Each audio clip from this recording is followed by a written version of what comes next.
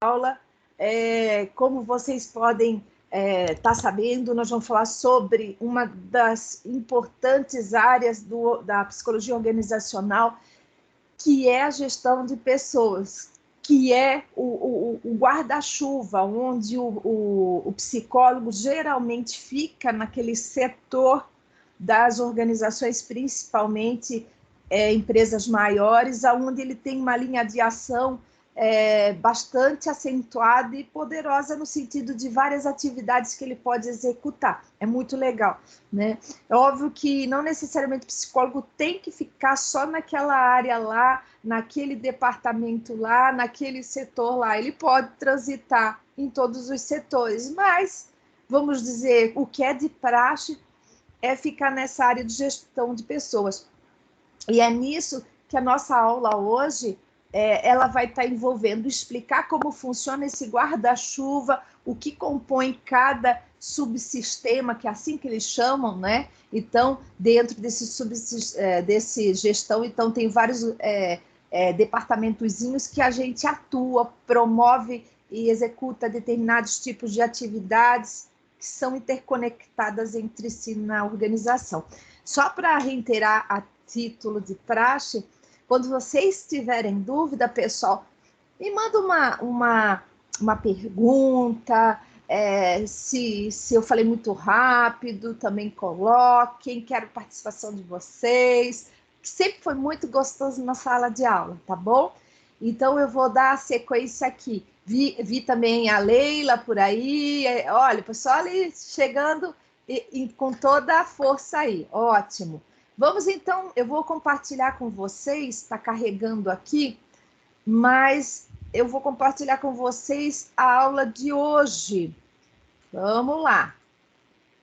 Vamos ver se vai chegar a de gestão de pessoas ou de outra matéria. Peraí, vamos lá. Isso, tá aqui. Estão conseguindo ver, pessoal? Não, agora sim. Ah, tá ótimo.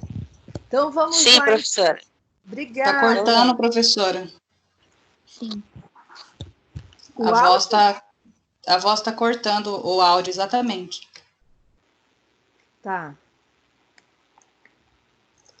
Às vezes eu acho que é a internet. Agora melhorou. Tá ótimo. Então vamos lá então. Então, o que compõe a gestão de pessoas?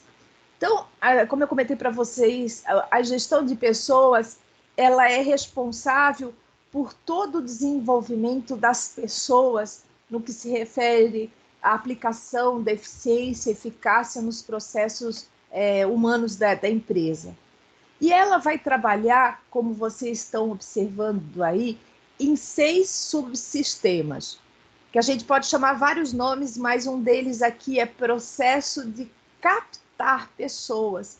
Quando você ouve captar, ele pode ser tanto dando entrada para novos colaboradores, novos empregados, novos funcionários, como também captar pessoas dentro do própria empresa e alocar dentro do espaço uma ocupação propriamente dita. E a gente trabalha, então, recrutamento e seleção. Cada um desses aqui, gente, tem milhões de coisas a serem feitas, tem milhões de técnicas, processos, procedimentos, metodologia. Então, hoje, literalmente, eu vou ter que ser super mulher aqui para a gente falar de basicamente quase todos eles, de forma mais ágil, mas a gente vai se aprofundando aí no decorrer da disciplina, tá? O segundo momento é o processo de aplicar pessoas, né? Que, na realidade, a gente está o tempo todo tentando analisar como a pessoa está no posto de trabalho, como é avaliado o seu desempenho, né? É fundamental. Hoje, mais do que nunca, com o momento que a gente está vivendo, né? Vamos passar por uma análise mais apurada, né? Dessa avaliação de desempenho, uma exigência cada vez maior sobre o nosso trabalho, né? Por conta dos postos de trabalho se tornarem mais enxutos do que nunca, né? Então, isso vai ser uma palavra-chave nos dias de hoje em relação a isso.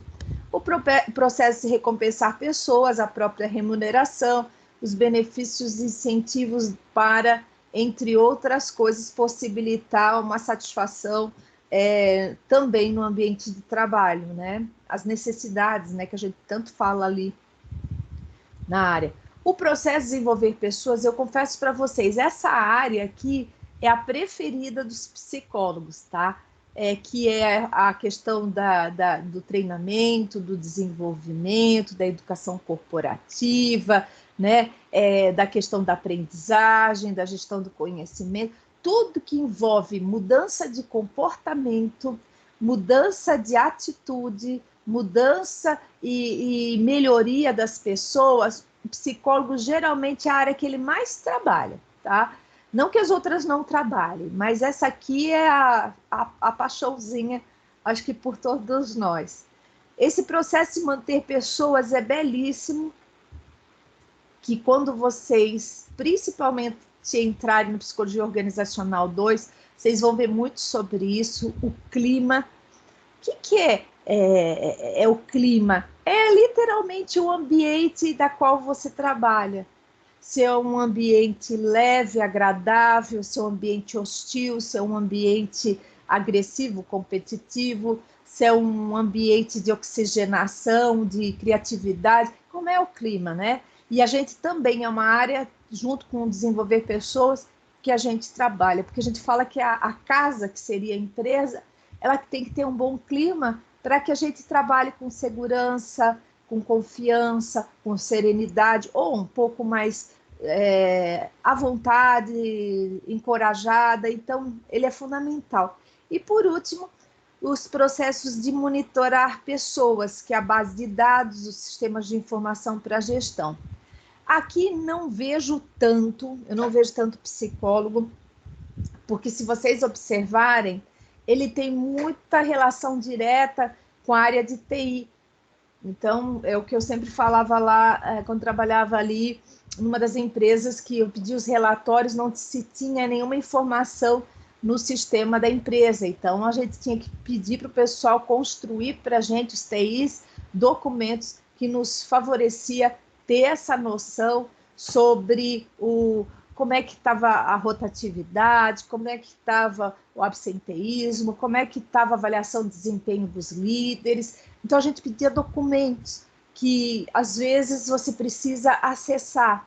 E é muito legal isso, porque quem nunca pensou que base de dados conversa com a gente e diz como está a empresa, que é a saúde emocional da empresa, às vezes é por números. Por isso que eu falo que matemática não é ruim em si, ela é a nosso favor, é número para intervenção, né? Então, basicamente é isso.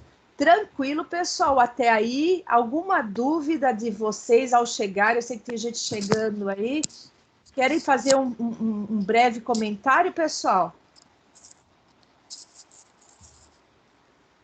Não? Posso seguir? Nenhuma dúvida? Vamos lá. Pode, professora. Ok. Então, a primeira parte que eu falei para vocês é captar. Para captar, é importante a gente entender que uma das coisas que a gente funciona em relação a isso é preocupados com recrutar e selecionar. A gente fala que ela é fundamental porque se eu literalmente consigo compreender o perfil dessa pessoa e sei que ela vai nos fornecer lá, quando ela entrar na empresa, o seu melhor, porque ela foi bem selecionada, ela foi bem adequada, ela não está criando também fantasias da empresa, a empresa também teve um lance muito legal na recepção dessa funcionária, na integração dessa funcionária, as coisas caminham muito mais fáceis, com expectativas ajustadas, alinhadas, alinha a pessoa à empresa, a pessoa... Porque assim, a pior coisa que tem é o psicólogo achar que selecionou bem e não demorar 2, 3 semanas e a pessoa que te solicitou, o departamento te solicitou, falou assim, nossa, eu não gostei de quem você enviou, não foi muito adequado, a pessoa não está se dando bem, isso, aquilo, outro. Então, a gente fica muito feliz quando a gente une a fome com a vontade de comer, literalmente, quando você ajusta bem a pessoa. E aí, aqui tem exemplos, né, de como isso funciona. O recrutamento, a atração, tem como conceito, né, atrair candidatos com potencial para ocupar vagas. Então, assim, eu sempre falo para os alunos, uma pessoa que recruta bem, recrutar é chamar, vamos chamar para fazer parte do processo seletivo. Quando eu faço bem feito, eu atraio literalmente as pessoas mais próximas do que eu estou buscando para o processo seletivo. Então, a gente disponibiliza no recrutamento as vagas, a gente fala sobre o perfil profissional que a gente requer. Tem uma falha muito grande, eu acho, né? Vai de cada psicólogo, mas eu não gosto de falar qual é a competência, a questão emocional que eu estou buscando no candidato. Eu falo o que ele vai executar, se ele vai ser lá analista de sistemas, não sei do que, eu vou falar o que ele precisa ter de requisitos para ir para o processo seletivo. Agora que ele tem que ser empático, líder, não sei o que, eu deixo para o processo seletivo na hora de aplicar alguma técnica, alguma coisa. Por quê? Porque as pessoas costumam ir forjadinhas, bem segundo assim, o que eles querem se encaixar e ser aceitos. E às vezes a pessoa não tem para oferecer isso, não tem. E a coisa mais triste é alguém que fala, estou precisando do emprego, tenta se encaixar num perfil, que às vezes a avaliação psicológica não foi tão boa, e a pessoa entra. Quando entra, fala, ué, você não tinha capacidade de liderança, te coloquei num cargo, entre aspas aí, que vai demandar liderança e você não tem. A pessoa que executa essa atividade começa a achar sobre-humano trabalhar nisso. Aí você deve estar me ouvindo falando assim, eu não estou entendendo, Juliana, como a pessoa selecionou alguém que não tem competência de liderança. Isso acontece muito.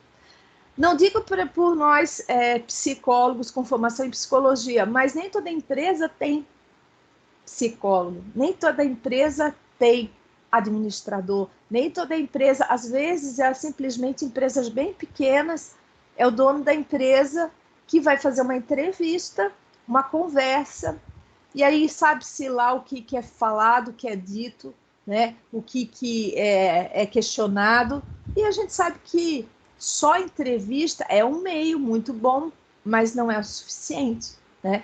Porque a gente tem outros recursos que a gente vai falar um pouquinho mais à frente. Tranquilo aí também, pessoal? Dá para ir acompanhando? E aí, a seleção, como vocês podem estar observando, envolve sempre uma escolha, uma decisão a ser tomada, em cima do que? Do que o posto de trabalho pede, as características ideais, e eu vou olhar aqueles que estão indo nesse processo seletivo e falar assim, fulano está mais parecido com o que o órgão requisitante está me sugerindo, né? Então, aí eu aplico entrevista, dinâmicas de grupo, avaliação psicológica, se for o caso, conhecimentos específicos e tantas outras coisas, né? Análise de portfólio, coisa que vale a apresentação. Hoje em dia a gente faz muita webconferência, tem crescido muito, vai crescer muito, é um recurso que a gente usa muito, né? Fale-me de você, isso aí é terrível para quem vai para esses processos seletivos que não é muito estruturado, é uma coisa mais solta, as pessoas entram em pânico nesses processos seletivos, mas enfim. Então a ideia, do conceito de seleção envolve o quê? Escolher, no passado a gente usava bem essas palavras, escolher a pessoa certa para o lugar certo, né? Ou seja, quanto mais próximo, mais fácil da adaptação, mais fácil de treinamento e desenvolvimento. Porque ela está com as características quase prontas, né? Existe uma briga muito grande hoje, eu vejo por alguns alunos meus que falam assim, Gil, todo lugar que eu vou pede experiência, né? A gente chega lá, tem que ter experiência, mas como é que a gente tem que ter experiência se a gente não tem chance nunca de entrar numa empresa com pessoas que exigem tanta sem prática e tal? Realmente, uma das grandes complicações nas nossas vidas, né, é não possuir essa possibilidade, porque as pessoas querem a gente bem mais pronta, bem mais madura, porque na hora de contratar já coloca no fogo cruzado para começar a trabalhar mesmo pesadão.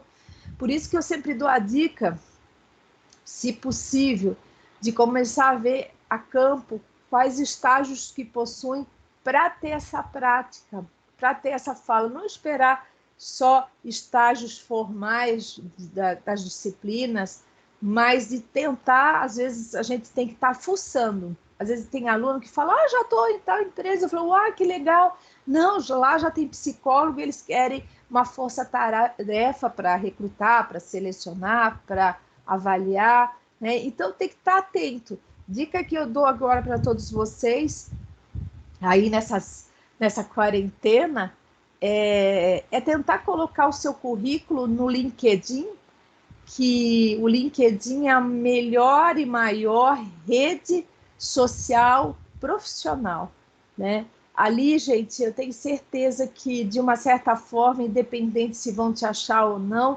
mas você conversa com muitos profissionais, você entra como se fosse o Face em grupos que também têm interesses em comum, vagas tem muito, você pode se cadastrar para receber vagas locais até de Campo Grande, sempre aparece. Esses tempos atrás eu estava estimulando uma ex-aluna minha, e ela até encontrou algumas coisas bacanas aí, passou por entrevista. Então a gente tem que, mostrar disponível para o mercado e ver o que se fala, né? Porque lá o linguajar é diferente, as discussões sobre trabalho é muito. Eu falo que o LinkedIn é um pouquinho workaholic, né? É um mundo muito empresarial, mas é importante para quem quer entrar no mundo, principalmente organizacional, já comece a entrar no clima, né? Que é bem interessante. A gente aprende muito, né? Enfim, era um parênteses que eu fiz aqui. Aqui nessa sessão, isso aqui eu estou seguindo tudo a apostila, tá, gente? Alguma dúvida nesse início falando de recrutamento e seleção, pessoal? Vocês estão reparando que a gente só está dando uma geral para depois a gente começar a falar nas demais aulas. Mas alguma dúvida, gente? Por enquanto, não. Opa, eu tô achando que eu tô ficando muito tranquilo demais. Ai, que bom. Tá ótimo, obrigada. Então, a gente vê também sempre uma análise de dois fatores muito importantes, que é o mercado de trabalho, ou seja, né, quantos empregos são fornecidos, em que época, em que lugar. Então, a gente chama oferta de trabalho. E aí a gente também fala o mercado de RH, né, recursos humanos, que significa o quê? Quantas pessoas estão aptas, quantos indivíduos são possíveis da gente buscar, né? Quantas pessoas, recursos humanos, a gente tem hoje trabalhando, quantas pessoas a gente hoje tem disponíveis para o mercado, mas não estão trabalhando, mas estão aptas, né? Lembrando que desempregado não significa que não esteja apto, né? Ele às vezes está disponível, mas, enfim, diante da demanda. Nesse processo nosso de crise que nós estaremos passando, já estamos passando, para ser bem exata, né? A gente começa a observar que há uma insuficiente quantidade de ofertas de vagas, vai cada vez mais reduzir e, obviamente, vai ter uma quantidade excedente de pessoas. O que acontece quando eu pego a situação de oferta e a situação de procura, que são as pessoas? Quando eu vejo que está sendo reduzido a quantidade de funcionários nas empresas, essas empresas se dão o luxo do luxo, quando é que precisam, de escolher quem elas quiserem, do jeito que quiserem, quanto quiserem pagar. e etc e tal. Tem épocas aí muito áureas que a gente vive, tá? Que a economia tá bombando. Eu já passei por 2 processos, tantos anos formada, né? A gente já passei por processos em que as pessoas tinha tanta mão de obra sobrando que a gente fazia ali um belo de uma peneira muito grande, a gente era muito mais exigente no processo seletivo, porque estava sobrando. Agora, o contrário é verdadeiro também. Quando tem poucos funcionários, poucas pessoas disponíveis, é um desespero, porque a gente que recruta e seleciona tem dificuldade de achar pessoas para preencher a vaga. Às vezes fica 6 meses, 1 ano, sem ninguém, e você procura e não tem nada no mercado. Aí entra qualquer um, entre aspas, pelo amor de Deus, mas a gente não se torna tão seletivo assim. Aí a gente fala, não, a gente vai desenvolver melhor esse funcionário, porque não tem disponibilidade no mercado, não acha esse profissional. Tem pessoas, gente, que devido à natureza do trabalho não é tão fácil achar. Então a empresa literalmente fica refém desse profissional, porque às vezes você chama de fora de outros estados para assumir a vaga, né, do pessoal da região, porque não acha. Então, sempre essa relação entre oferta e procura é sempre vista. Que momento a gente está da economia? Que momento a gente está no desenvolvimento?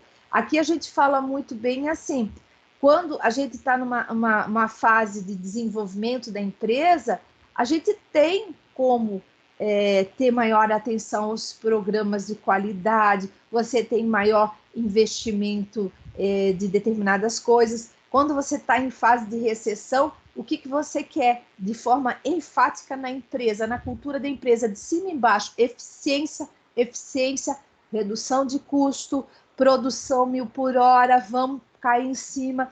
E é essa pegada que a gente vai perceber ao retornar na quarentena, né? Então, a orientação para o trabalho, para a eficiência, vai ser uma coisa demandada muito. A capacidade que o ser humano tem de resiliência vai ser um dos aspectos mais desejados de quem for trabalhar numa empresa, ser contratado, né? Porque vai ter que ter pulsos fortes para trabalhar. E sendo líder, então, vai valer preço de ouro. Se a pessoa já tem uma competência bem desenvolvida de liderança nessa atual conjuntura, porque, gente, não vai dar para ter amador, não vai dar nesse período no processo da economia nossa, não tem como, porque vai pegar uma estruturação de equipe, às vezes, muito assustada, ameaçada, com medo, e aí a gente vai precisar de um líder que coloque confiança, que coloque determinação, que seja criativo e acabe diminuindo esse clima, né? Porque está um clima, né? De o que acontecerá, como será, quanto tempo perdurará. E esse líder ele tem que ter essa influência positiva de vamos lá, gente, vamos lá. Então eu reitero, nunca teve e terá, acho que na história, um período onde a resiliência vai valer preço de ouro, a liderança vai valer preço de ouro. Se você que está me ouvindo tem essas competências, está trabalhando em determinada empresa, após, porque essa vai ser o carro-chefe para você. Após, porque essa vai ser o seu trunfo. Né? É muito mais competitivo e atrativo você se torna, eu creio. Alguém quer comentar alguma coisa? O pessoal que está aí no mercado de trabalho também concorda, acha meio esquisito o que eu estou falando. Por gentileza, pode falar um pouquinho, gente. Estou só falando sozinha aqui. Vamos lá. Professora, eu tenho uma coisa para colocar que agora linkou bem com isso que a senhora está explicando. Pelo LinkedIn, eu fui selecionada para Votorantim. Uau! E como estagiária, mas fui. E aí, agora eles mandaram um e-mail que, diante da situação, eles estão esperando para ver se o lugar que eu vou ocupar. Então, Agora eu entendi que está tendo uma reestrutura dentro da empresa pro depois do que a gente está passando. E Isso. isso aí, isso que a senhora falou aí agora, que tudo vai ser revisto, reestruturado, né? Foi bem isso que eles colocaram no e-mail, porque eu achei que já não fosse chamar mais, né? E quando eu li lá, foi como que eles dissessem entre linhas, espera que a gente quer você, mas a gente vai ver agora onde você vai se encaixar. E foi através dessa plataforma aí mesmo, do Olha, e LinkedIn. o Eclésia, eu estou admirada, vou ter um excelente início de carreira profissional aí, numa grande empresa Votorantim, viu? Parabéns. Nossa, eu fico muito, muito feliz. Não é para, eu lhe falo, não é para qualquer um, não, Votorantim. É um belo mercado que você inicia aí. Que lindo, que orgulho, viu? Eclésia, parabéns. Então, ela falou uma outra coisa também, eu pegando a fala da Eclésia, a gente passa por um processo que na época que eu fazia graduação, eu já comentei, acho que isso para vocês, eu não sei, a gente às vezes é repetitiva. Quando eu entrei na psicologia, e na época, deixa eu tentar lembrar, acho que era 93 ou 94, acho que 93 ou 94, era o ano que eu estava fazendo essa disciplina. Tem gente que nem nasceu ainda ali, né? Putz, não posso ter lembrado disso, que velhinha. Tem gente que nem nasceu nessa época, ainda que está assistindo essa aula. Mas, enfim, quando eu fazia a faculdade nesse 93 ou 94, a gente estava por um processo econômico no país, eu não lembro por quê, como, eu não sou ter uma memória tão boa assim, mas que a palavra de ordem não era o que vocês estão vendo mais na disciplina, ou vão ver mais a ênfase, qualidade de vida, do trabalho, psicologia organizacional e do trabalho. A gente enfatizava muito atividades da reengenharia. Reengenharia, ouça essa palavra, estou reestruturando, estou fazendo a reengenharia. O que era a reengenharia em síntese? A gente gostava muito de reengenharia. Era mudança do processo da empresa, era estruturação dos postos de trabalho, era achatar a pirâmide na época, né? Imagina a década de 90, era uma pirâmidezinha, né? A empresa era achatar mais os níveis entre os postos, reduzir, horizontalizar, e aí, obviamente, nessa estruturação, como a Eclésia falou, uma pessoa passa a fazer 2, 3 atividades ao mesmo tempo, e o psicólogo, na época que estudava isso, ele teria que ver como era o funcionamento desse ser diante dessas exigências. Então, o que a gente mais estudava era reengenharia e entrevista de desligamento. Eu falei, pô, eu acho que até hoje a maioria dos psicólogos pagam para não fazer a entrevista de desligamento, que é um clima muito pesadão. A gente fica literalmente carregada por fazer esse tipo de atividade do nosso processo de trabalho. Mas, enfim. E é isso que vai acontecer, vai ter muita reestruturação, né? E vou reiterar para vocês, não desanimem. Agora é o momento de que boas competências emocionais estão valendo muito mais do que só técnicas, tá? Então, vamos literalmente investir nisso, tá? E a fala, Isabel, fala lá, Bel. Dá para abrir a sua câmera? Eu quero ver você falando. Mas ela tá aberta, não tá? Não está aparecendo. Mas está Para mim aberta. está fechada. A gente vê bem ela. Ela e o slide. Nossa, meu não aparece. Aparece o slide e ela. Dá uma olhada aí em alguma configuração do seu computador aí. Dá uma olhadinha. Qualquer coisa ajuda a Belzinha. Estou olhando. Não, está desativado. Mostrar. Não, aqui não. É que não quando tô, alguém não... fala, ela some. Quando a pessoa fala, ela que fica no enquadro. Mas para mim não some, não. Continua ela falando e o slide, é normal. Será o quê? Para mim não está aparecendo nem a pessoa falando e nem a Gil. Mas eu acho que depende. Será que está no celular e no computador é diferente? Não, o meu é no computador. Então, o meu é no celular e aparece o computador. slide e a Gil. O meu no computador aparece o slide e a Gil também. Então é igual. Ai, que dó. Ó, gente, veja o que vocês estão fazendo, tá? Nessas telas. Eu vou fazer Desculpa, eu vou fazer só um tópico. Tem aparecido cada coisa esquisita, porque às vezes você não se vê na tela. Se você está com câmera aberta, você não se vê na tela, né? Mas, às vezes, eu não sei o que acontece, a pessoa acha que não está sendo observada e aparece ela na câmera. Gente, eu já vi cada situação incrível. E depois fica gravado, a pessoa falou, não acredito que apareceu isso aqui na tela de mim. É pessoa se agarrando, se beijando, é com o marido, é coisa. Olha, gente, é gente na cama, se coçando o nariz. Eu falei, olha, gente, é muito cômico. Então, cuidado que você está fazendo, vê onde você está. Vê se sua câmera está ligada ou não. Você vê a gente, professora? Hã? Você vê a gente ou não? Eu aqui, não sei se eu não sei mexer, aqui eu só vejo, às vezes vocês aparecem, no começo vocês apareceram nas imagens abertas, né? Mas aqui eu vejo só bolinha. Então a Isabel vejo bolinha, a Beatriz vejo bolinha, a Eclésia vejo bolinha, porque estão, acho que com as câmeras desligadas. Desligada. Gente, eu vi gente tomando até garrafa de vinho virando assim, eu falei, meu Deus do céu! Eu sei que de manhã não corremos o risco de gravação com uma garrafa de vinho, mas de café eu tenho certeza. Só para a gente rir um pouco, né?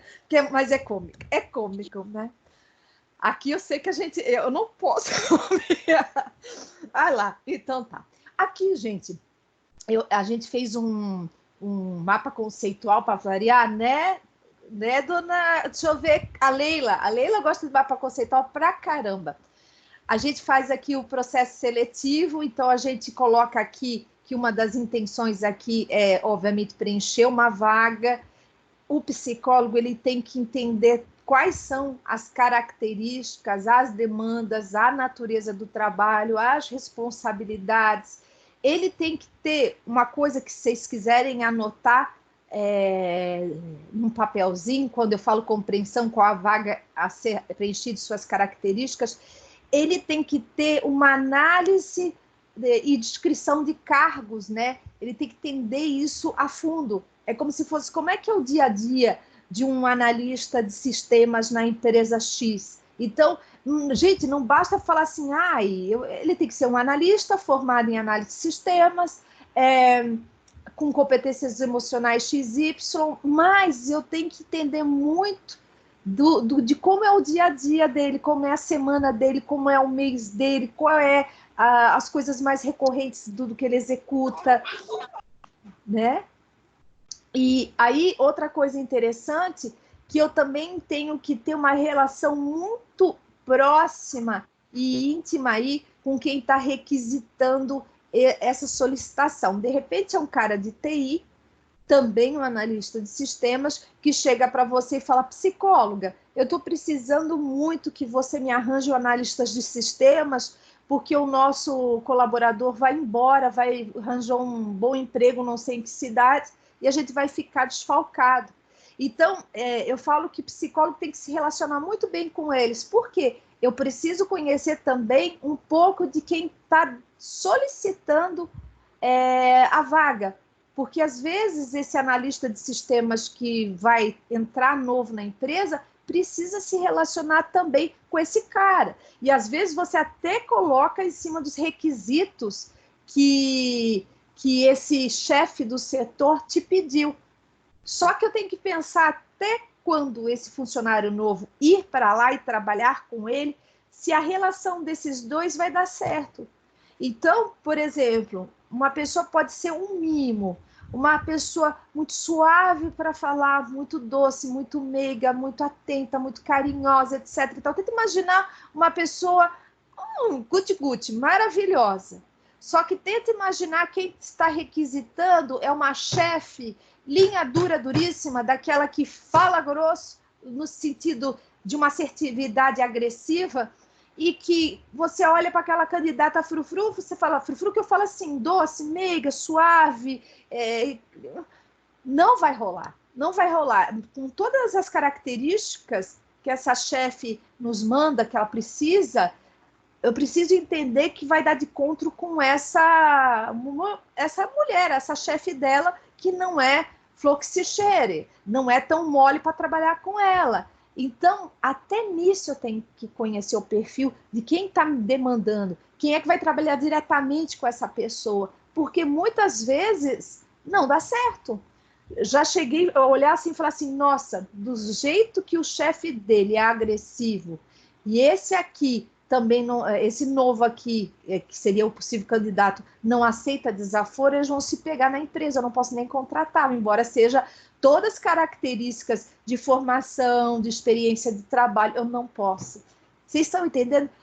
Não é simplesmente te passar especificações de um tipo de pessoa, mas eu tenho que também me preocupar com quem é a pessoa que está me solicitando e que vai ser o contato direto do trabalho diário, semanal, do lado desse chefe, dessa pessoa, né?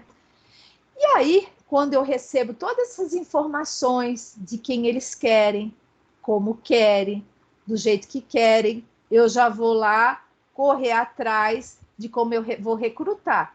Se é um recrutamento interno, externo ou misto. E aí a gente vai falar disso, né? O recrutamento interno tá óbvio, tá?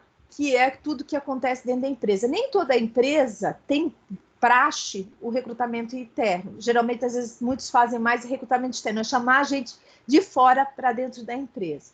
Mas a gente crê que é uma vantagem muito grande você chamar funcionários para serem promovidos de novo para outros cargos, que isso eleva a moral das pessoas, isso entusiasma as pessoas, isso acaba sendo uma política de incentivo para as pessoas crescerem na empresa, verificarem que elas podem ser aproveitadas, verificarem que você tem todo um histórico do desenvolvimento dessa profissional dentro da empresa. É muito legal. Óbvio que as fontes de recrutamento vocês têm aí inúmeras, né? Empresas maiores você tem a intranet divulgando, aquela rádio peão que te conta, olha, parece que vai abrir uma vaga em tal setor na empresa, se candidata, tal, né? E o externo é tudo aquilo que a gente vê de atração fora.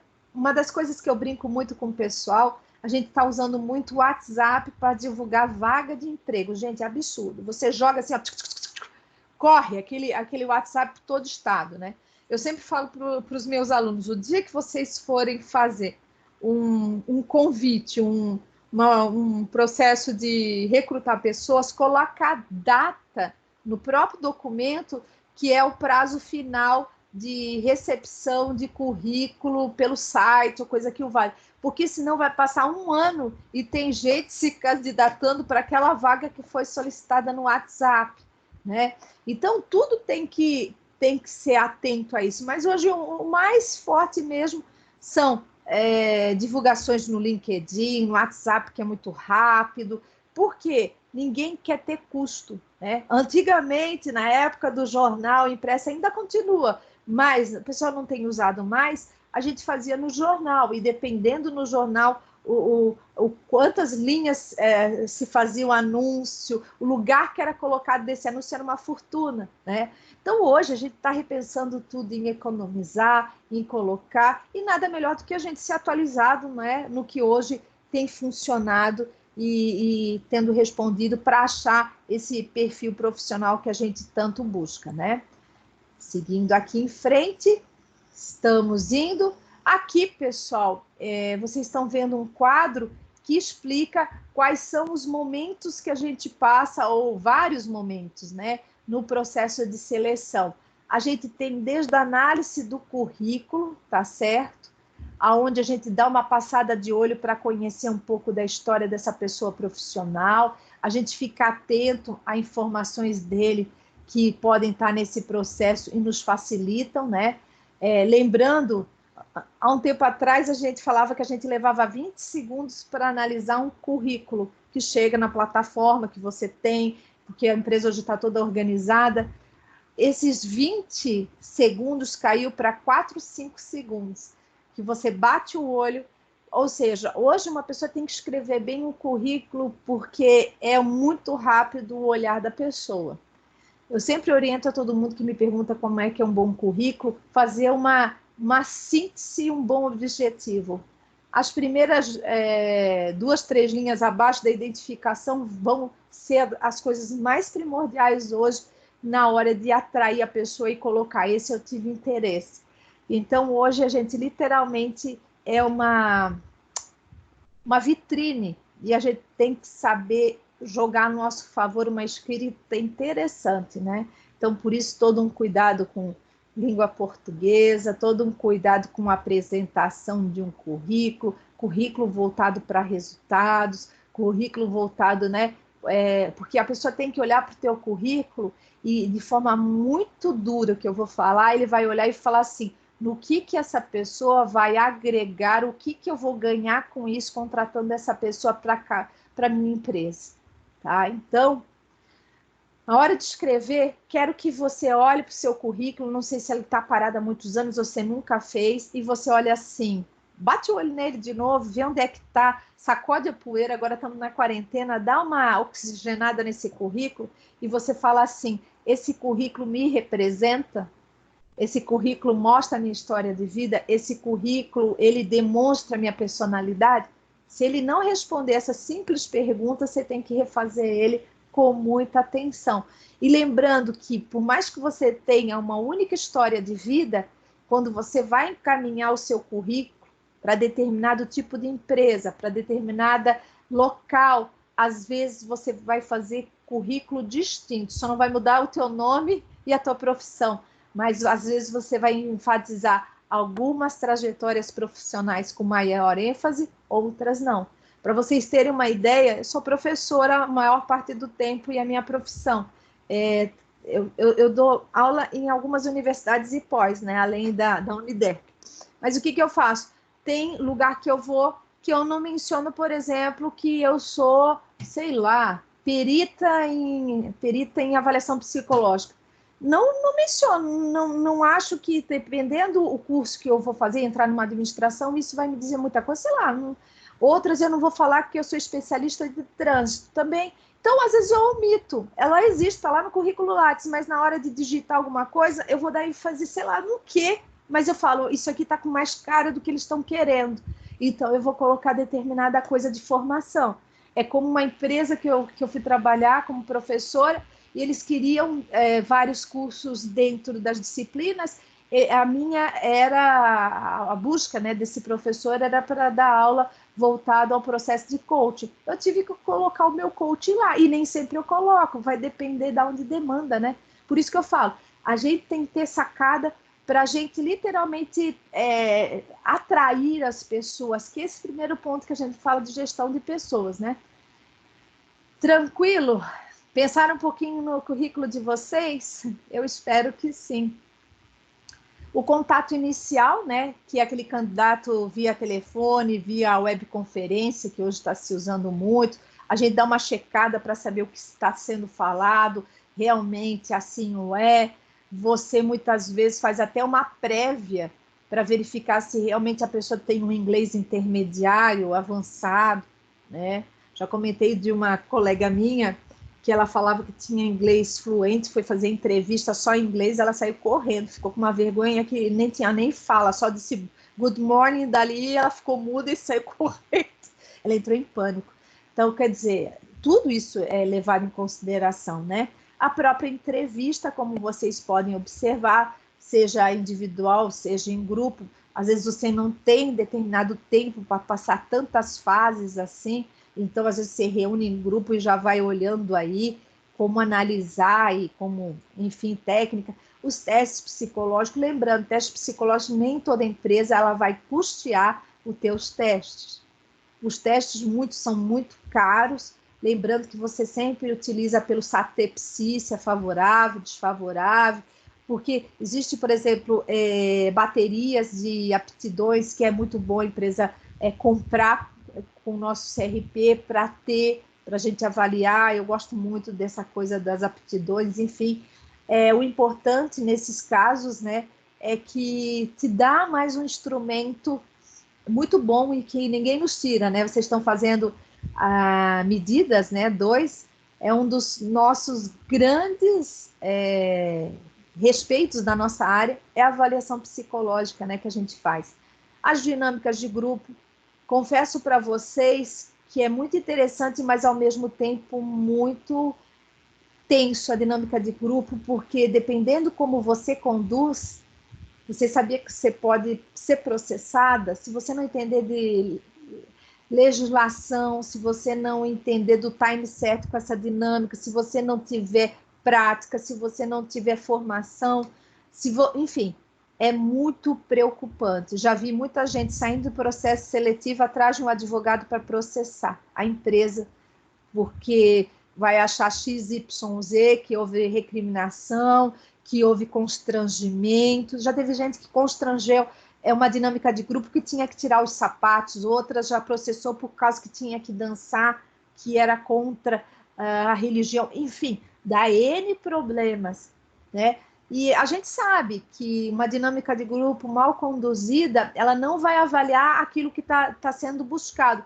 É interessante que nos testes psicológicos a gente tem muito mais tranquilidade até de fundamentar numa devolutiva. O score foi esse, os dados quantitativos são esses, os qualitativos eu tenho inferência, mas eu posso fundamentar teoricamente sobre isso. Você não resbala em problemas judiciais, mas na dinâmica de grupo, se for mal conduzida, você se ferra. E ainda vão falar mal da tua técnica, mesmo não processando. Então, assim, não que não use sim, que ela é muito rica, muito, eu acho muito legal. Mas se você não tem intimidade, não tem uma formação, se você não tem um jogo de cintura, não paga para ver. Porque lembre-se que quando você está num processo seletivo, a gente tem gente, principalmente de várias áreas de conhecimento, de várias experiências, às vezes já passou por grandes, megas empresas, eles sabem muito jeito de gerir pessoas. Tem gente que, se duvidar, pegar e falar assim, com licença, você não sabe dirigir essa dinâmica de grupo, não é assim, não é assado. Se duvidar, viu, gente? Tem gente de todo tipo. Então, fique atento a isso, né? De repente, faça uma formação, mas precisa ser, não é simplesmente, tem essa técnica, vão aplicar, o objetivo é esse. Às vezes, a gente tem que fazer até um laboratório antes para aplicar aí, porque pode dar problema. Provas de conhecimento, que envolve geralmente uma visão técnica daquele profissional. Já mencionaste para vocês numa aula presencial de que quando você for solicitar uma prova de conhecimento, que você avalie aquelas habilidades específicas que o cargo pede. Vamos supor que você vai contratar uma enfermeira para um hospital. Você provavelmente você vai aplicar uma prova de conhecimento, você não entende nada de enfermagem, nada.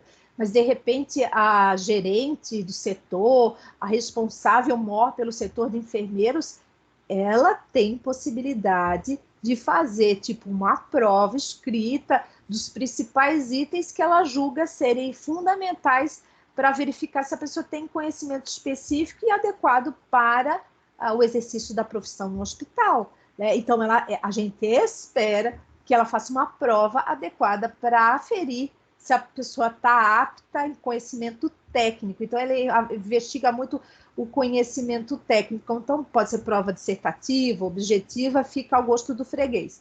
Mas preste atenção, quando eu falei que quando existe gente de todo nível no processo seletivo, o profissional que faz essa prova, ele tem que estar mega power atualizado. Já contei para vocês, eu acho, de um contador, professor universitário, que foi prestar uma prova de conhecimentos aí, dentro de um processo seletivo. Ele falou, Gil, a lei era até atrasada, antiga. Como é que eu ia responder uma questão daquela se aquilo lá estava em desuso? E ele podia entrar com recurso, tá, gente? Eu não sei se ele entrou, eu não lembro agora, não lembro. Mas ele bateu de frente com a pessoa que fez a prova. Porque ele falou, isso aqui não vai me avaliar. Ele falou, como não? Ele falou, é uma lei antiga. Então, veja que a gente tem que estar atento a todo esse processo. Gil, mas eu não sou enfermeira. Gil, não sou contadora. Ok.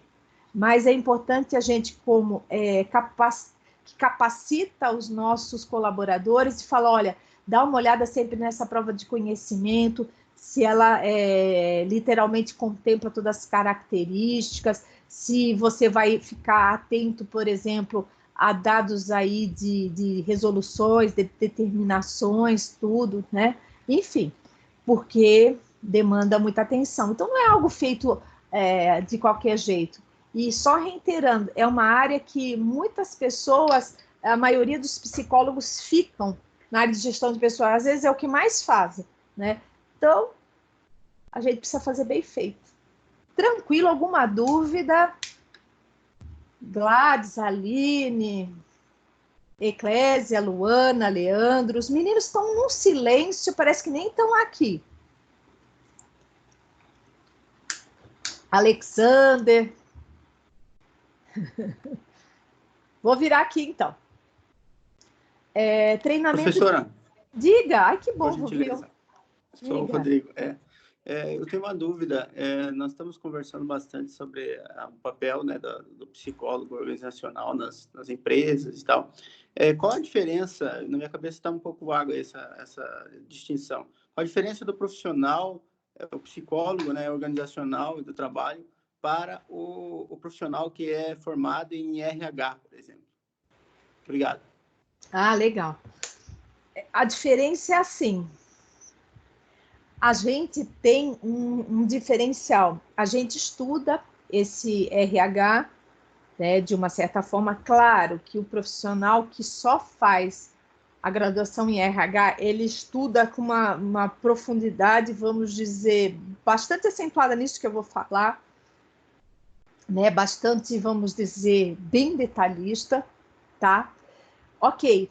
Mas nós temos a gente entende esse aspecto. É claro que só pela faculdade não existe um curso nesse país que dá conta da complexidade. Eu falo que a gente tem que ser um ser em contínuo aprendizado, né?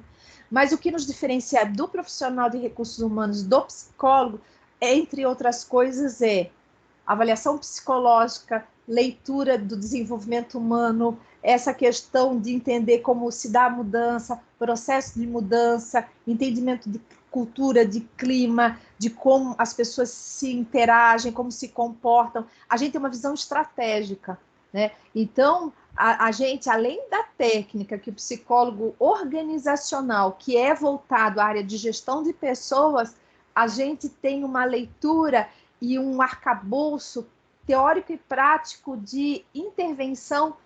Não que é melhor, não me entenda isso, eu respeito muito todos os profissionais, mas é que a gente tem vamos dizer, um atributo interessantíssimo de diferenciação. Se a gente vê que hoje saber avaliar bem a conduta humana e poder usar a favor do desenvolvimento de pessoas e da empresa, parabéns, a gente, vamos dizer que estrategicamente a gente está bem. É claro que eu vou ter que arregaçar muito, muito mais a minha ênfase nisso que eu estou falando hoje. Eu vou ler mais isso, eu vou ler mais aquilo, eu vou ver técnicas, eu vou ver mais... Aqui dá N caixinhas para discutir.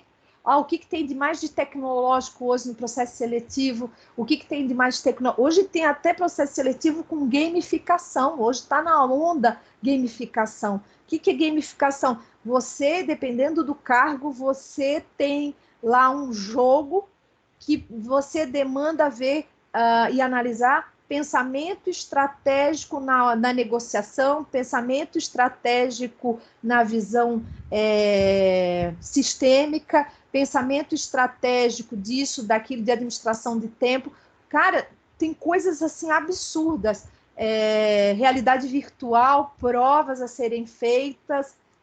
Então, é no ápice. Então, eu falo que a nossa profissão ela está em muita vantagem, mas não se dê por vencido, porque só avaliação psicológica, só esse olhar da gente não basta. Então, eu tenho que entender profundamente esses subsistemas.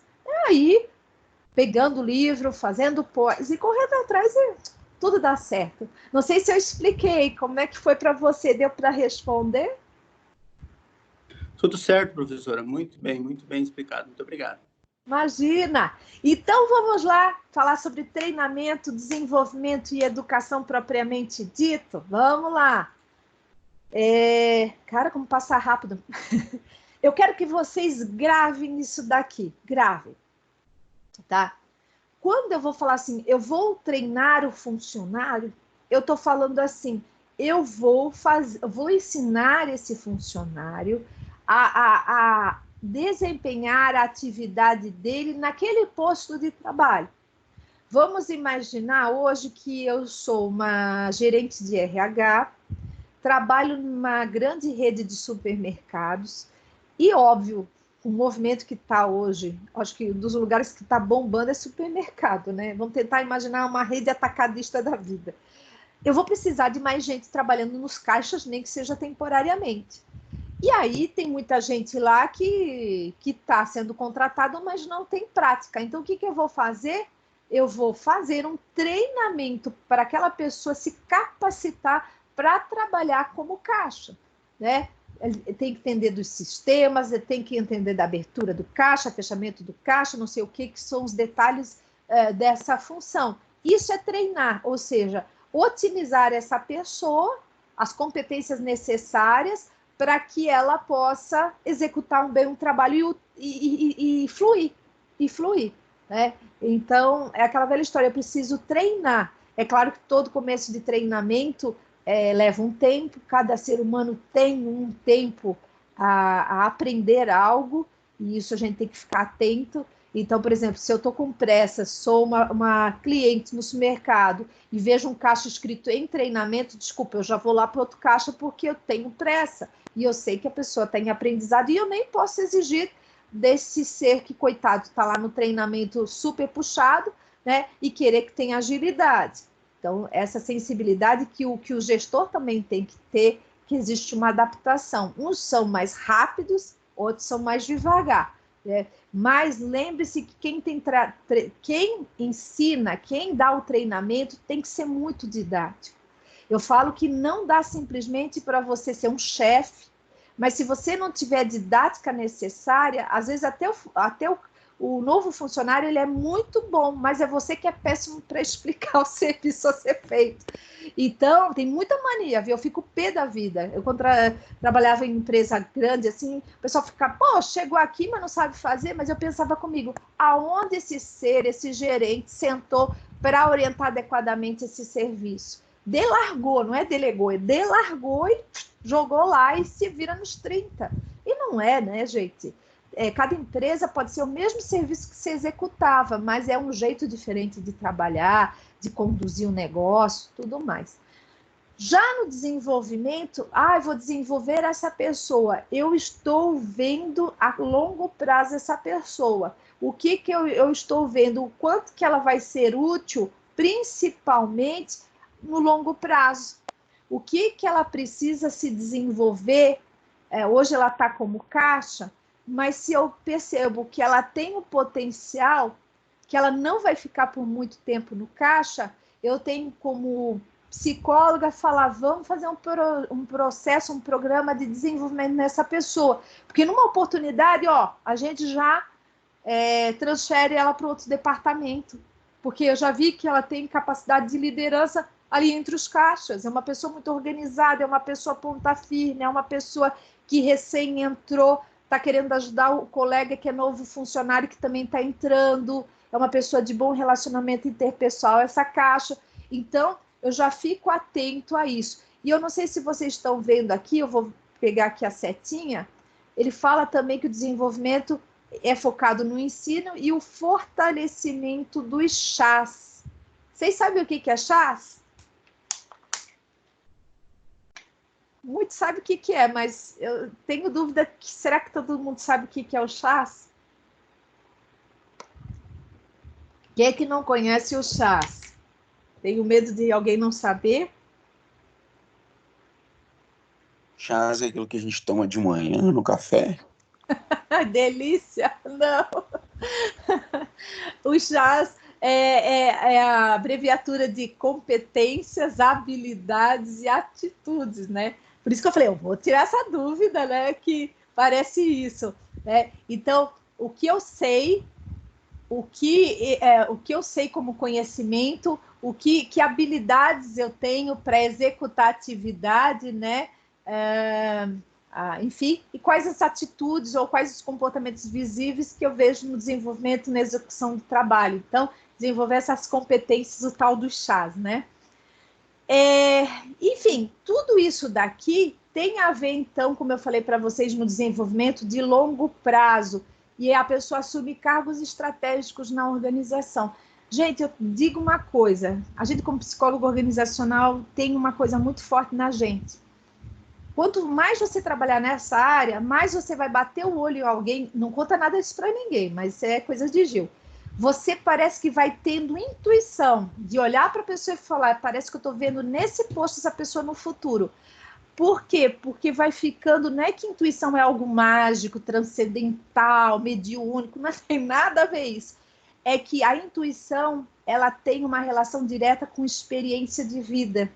E aí você vê alguns indicadores da pessoa na carreira dela, que você fala, gente, essa pessoa tem mostrado A por B que ela tem um caminhar mais bacana nessa empresa, né? É necessário investir. A gente está numa fase que tem que ter esse olhar mais apurado, porque às vezes não dá para chamar outra pessoa de fora.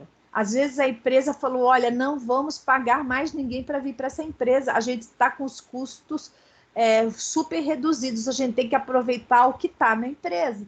E aí a palavra de ordem é desenvolva as pessoas. Olha aí, o nosso papel, desenvolva as pessoas para cargos futuros estratégicos.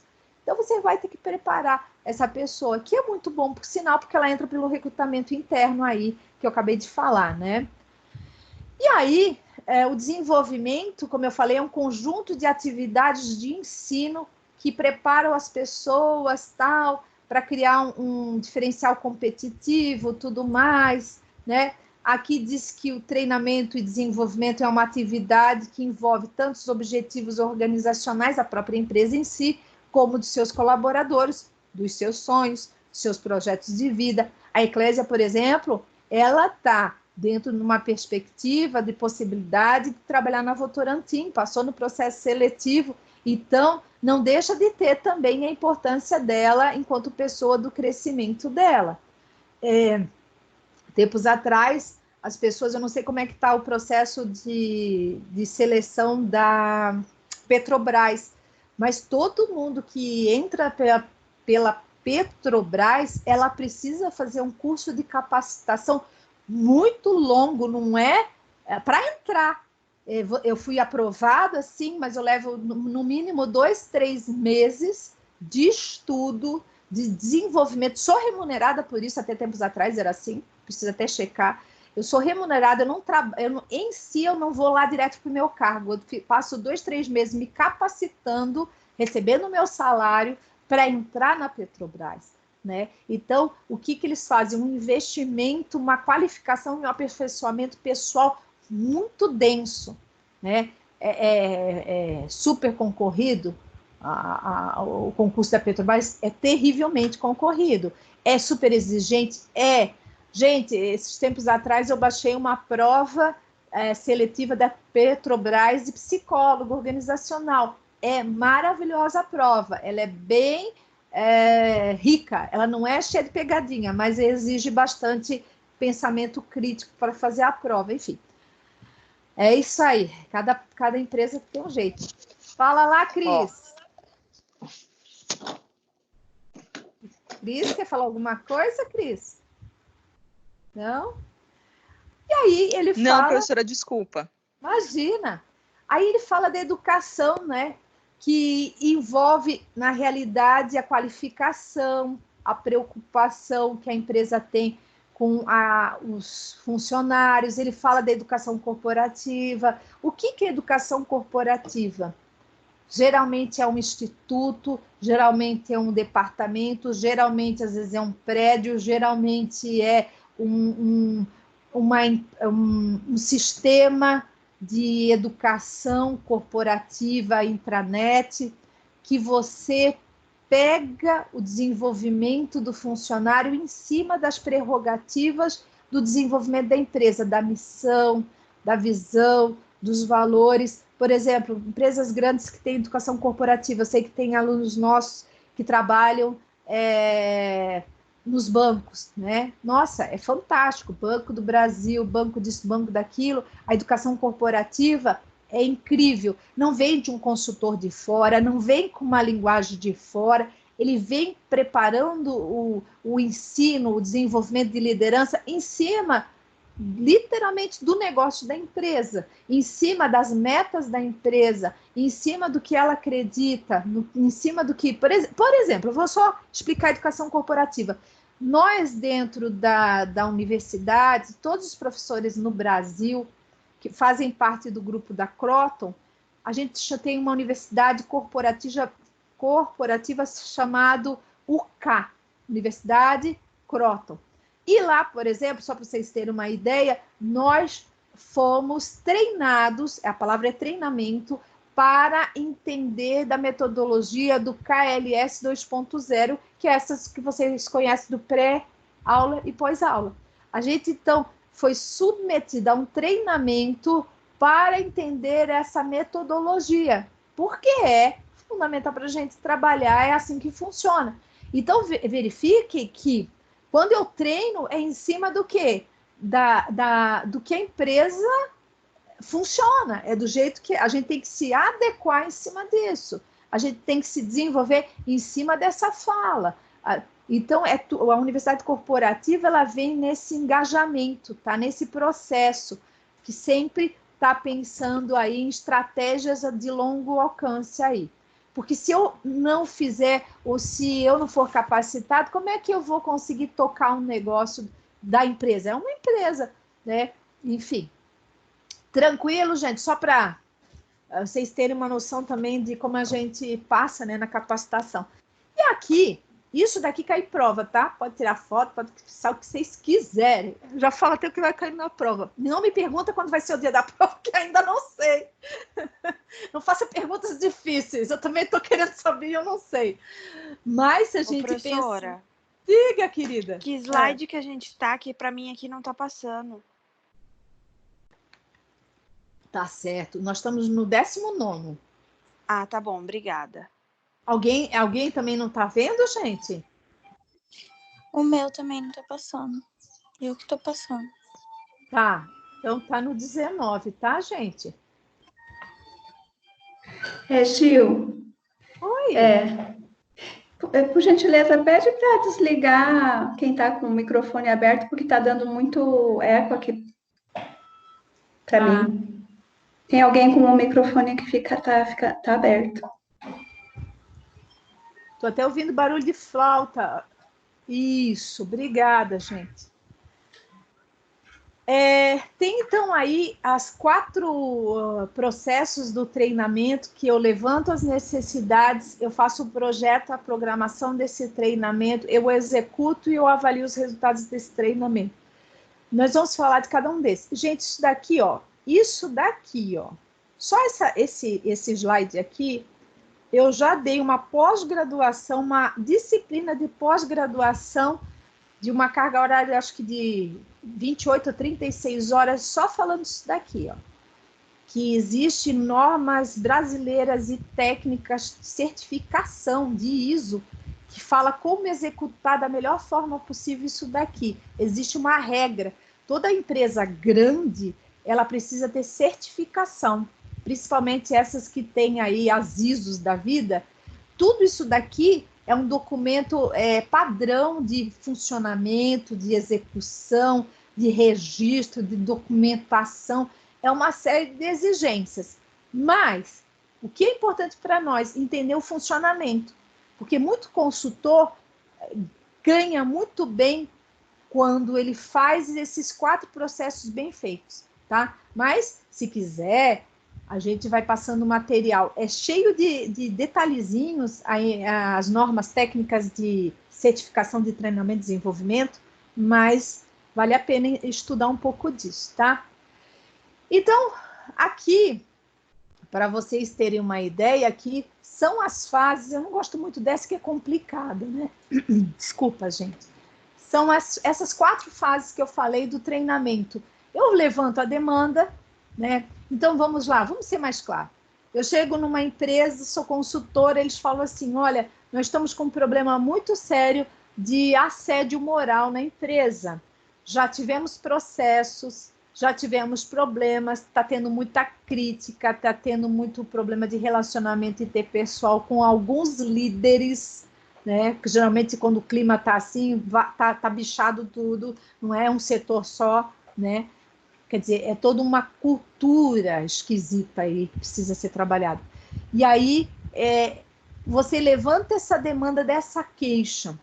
Você pode fazer entrevista com as pessoas através de uma análise da cultura, de clima, um bom diagnóstico, bons questionários, boas observações em loco. O que você, entrevistas com esses líderes, não necessariamente só as pessoas que são as queixas da empresa, mas você precisa passear, né? Ouvir, analisar, às vezes até pesquisar esses indicadores melhores. Para no segundo momento você planejar, fazer um escopo, né? Fazer um desenho do como seria um programa para diminuir, e se possível, que é a intenção nossa, retirar esse comportamento inadequado de assédio moral. A ideia é acabar com esse assédio moral. Então tem que ter esse objetivo. Eu preciso exterminar o assédio moral. Eu preciso, ao invés de ter assédio moral, eu preciso ensinar relacionamentos interpessoais adequados. Como é que eu monto um programa desse? Quantas horas isso vai ser? Com que técnicas eu utilizo? Com que número de encontros eu forneço? Né? Qual é a carga horária? Quem vai fazer parte de quem? Como vai ser? De que jeito eu faço esse trabalho? Aí vai a intervenção. Depois eu vou avaliar os resultados dessa intervenção. Tudo é detalhado, tá? Não é simplesmente fazendo por fazer. Eu preciso ouvir todas as pessoas nesse processo de desenvolvimento. É isso que eu estava falando agora, né?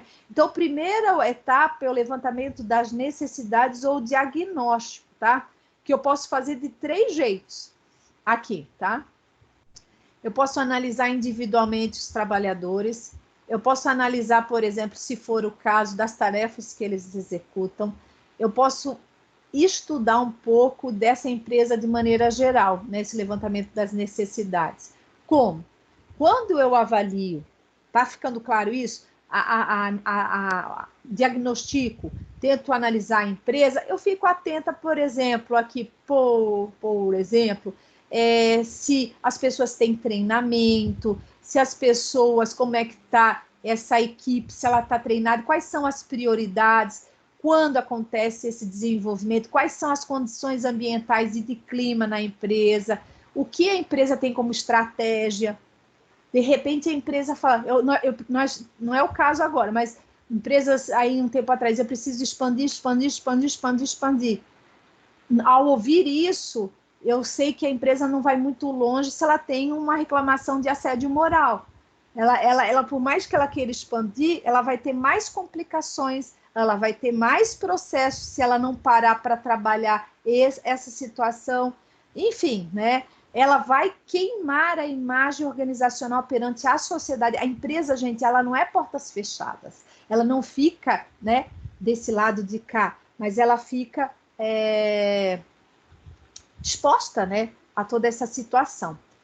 Depois a gente tem o diagnóstico de análise das tarefas. A gente tenta entender, por exemplo, para o funcionário, o chá, competências, habilidades e atitudes no fazer dele, do desenvolvimento do trabalho. Por exemplo, né? Vamos explicar isso daqui. Se eu tenho uma equipe, vou usar de novo isso, de home care, eu trabalho com pessoas que fazem um atendimento de saúde para idosos na área de enfermagem e fisioterapia, e médicos também. Eu, por exemplo, para enfermeiros ou técnicos em enfermagem, eu posso estar analisando com eles se estão precisando de treinamento ou não, em cima do que eles conhecem, em cima do que eles executam e das atitudes que eles têm no dia a dia, né? Muitas vezes você fala, nossa, agora com essa Covid, eu tenho que literalmente analisar como estão os meus funcionários para ver se não precisa de treinamento específico, de portarias, porque agora o Ministério da Saúde está dando portaria para tudo quanto é lado, para como é que eu posso falar para vocês? Os órgãos profissionais. Por exemplo, eu recebi recentemente do Conselho, né, de Psicologia, como atender os casos de Covid, como fazer atendimento psicológico caso de Covid. É toda uma determinação. Então, aqui, por exemplo, quando eu vou levantar as necessidades de treinamento, eu tenho que entender qual é a profissão da pessoa, o que ela faz, como ela está fazendo, e às vezes até adaptar a demanda, hoje, no caso ambiental, nossa. Talvez a gente nunca se preocupou com determinadas condutas profissionais porque não nos eram necessárias. Ninguém, por exemplo, de maneira geral, é difícil um psicólogo que fala assim, olha, eu fiz uma capacitação na área de catástrofe e emergências. Dá para contar no dedo, antes desse Covid, quem tinha formação, competência, a palavra é competência, habilidade e atitude nessa área. Agora, gente, eu estou, inclusive, até me inscrevi pelo Ministério da Saúde para atender esse negócio que veio agora do Mandetta aí, para atendimento ao país aí, da força-tarefa que tem, né, do Covid. A gente vai passar por capacitação. De novo aí, é uma demanda. Então, para quem vai participar, é um risco, mas, ao mesmo tempo, é incrível que não tem uma experiência ímpar para essa competência. Então, o que eles levantaram? Nós temos treinamento? Não. Dá para colocar os profissionais para a rua sem treinamento? Jamais. Porque são aspectos psicológicos muito distintos de uma coisa comum. A pandemia, a epidemia tem repercussões psíquicas muito mais densas do que simplesmente um atendimento convencional que a gente tem no dia a dia. Né? Então, vejam que isso já é algo instaurado que está aí em cima de nós, né? A gente também tem que fazer o diagnóstico, lembrando que essa é a primeira etapa do levantamento de treinamento, tá? Das pessoas em relação ao desempenho individual, a gente tem que estar atento a tudo isso, tá? Como é que está a fulaninha? A fulaninha tem passado os 6 meses recebendo péssimas avaliações do seu gestor, mas o que está acontecendo com ela? O que está vendo? É falta de algum treinamento? É falta de desenvolvimento, talvez, com o gerente dessa pessoa? Precisamos fazer esse mapeamento. Como é que a gente tem isso, Gil? Na avaliação de desempenho. É um dos pilares para fazer essa pesquisa, ou mesmo com os gestores, né? É isso aí. Alerta do desempenho, né? Às vezes a gente, como eu comentei para vocês, a gente tem desempenho medíocre porque falta treinamento para o funcionário e a gente fica cobrando quando ele, na realidade, não tem. Por isso que eu tenho que levantar bem isso na empresa, ok? Só um detalhe para vocês. Eu também tenho que estar atento, né? Que nem sempre o treinamento irá ajudar o desempenho dos trabalhadores. Por quê? Um deles é as condições de trabalho. Se eu não tenho uma boa readequação de equipamentos, se eu não tenho programas de qualidade de vida, como é que eu vou treinar essas pessoas? Como é que eu vou falar assim, olha, sejam felizes, trabalhem felizes, se eu não tenho equipamentos de segurança EPI? Né? Como é que eu vou ter um desempenho adequado no meu processo? Eu nem consigo trabalhar, né? Eu não consigo nem cobrar eficiência quando, por exemplo, me falta uma máscara, quando me falta luvas, quando me falta isso, eu nem rendo, né? E nem tem como, né? E essa é uma das crises que a gente está passando hoje. Já falei para vocês que uma das ênfases de entender é a avaliação de desempenho, monitorar os resultados das pessoas, em grupo ou individuais, ver as carências que as pessoas têm, né? E também, como eu falei para vocês, fazer entrevista com os supervisores, levantar informações, observar onde estão os gargalos, problemas. Olha, Gil, a gente observa que tem muita gente faltando, Gil, a gente observa que tem muita quebradeira de material, Gil, a gente percebe que está tendo muita reclamação no atendimento ao cliente. Então, vamos levantar todos esses indicadores, tá? Aí a segunda etapa do treinamento é quando eu programo quem vai fazer o quê, quem vai participar, quem não vai participar, que metodologia eu utilizo, que recurso eu utilizo, quando vai ser, como a gente vai solucionar essas deficiências, já que eu levantei tudo, fiz entrevista com todo mundo, apliquei questionário, conversei com os funcionários, verifiquei documentos da empresa. Vocês estão vendo como é caro fazer o projeto de treinamento e desenvolvimento? Dá trabalho, é moroso, né? Vou identificar os gaps que a gente fala. A empresa está numa situação real e ela tem sempre o que ela se espelha, o que é desejado, o que é adequado. A gente vai fazer esse elo desse gap aí. Aqui a gente já falou dessa programação, né? O objetivo do ensino, do treinamento, desenvolvimento, o público. Até o local a gente tem que verificar como é, como é que não é. É incrível, mas o local parece tão banal, mas o local tem recurso, o local tem espaço, o local não atrapalha a atenção dos funcionários na hora desse programa. Como vamos conseguir a alocação dessas pessoas para esse determinado lugar, que às vezes não é na própria empresa, né? Tem equipamento, tem muita luz nessa sala que vai passar, por exemplo, se for uma série de aulas em data show, tantos detalhes que você fala, tá brincando que isso pesa, tudo tem que ser avaliado, né?